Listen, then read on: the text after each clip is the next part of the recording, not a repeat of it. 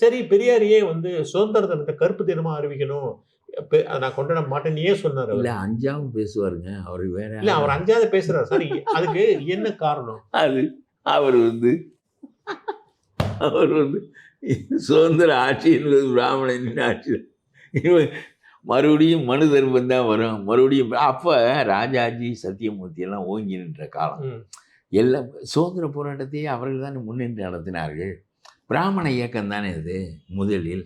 அதாவது வ.வே.சு ஐயர், சுப்பிரமணியன் பாரதியார், சிவா, நம்முடைய இல்லை நான் தப்பென்று சொல்லவில்லை. தேசத்திற்கு போராடியதன் மூலம் அவர்கள் பெருந்தியாகம் செய்திருக்கிறார்கள். அதெல்லாம் குறைவானது என்பது வேதாரண்யம். அதுதான் சீமான் அதையே தான் சொல்றாரு. என்ன அதையும் சொல்றாரு. இந்த தேசத்துக்காக எவ்வளவு பெரிய இவன் கிடையாது, இவன் சொல்றது வேற. பெரியார் என்ன நினைக்கிறார் என்றால், சுதந்திர இயக்கத்தை பிராமணர்கள் தான் தமிழ்நாட்டில் நடத்துகிறார்கள். ஆகவே வெற்றி பெற்ற பிறகு பிராமணர்கள் தான் அதிகாரத்திற்கு வருவார்கள். அதிகாரத்திற்கு வந்த பிறகு மீண்டும் தனு தர்மம், மனு தர்மம் போல வச்சோம். ஆகவே வெள்ளைக்காரனே இங்கே இருக்கட்டும்னு அவ்வளவு எக்ஸ்ட்ரீம் போவார். அது பேசுவதற்கு அஞ்சவும் மாட்டார் அவர். அவர் ஒன்று சொன்னார், வெள்ளைக்காரன் எங்களை மட்டுமாவது லண்டன்ல இருந்து ஆளக்கூடாது.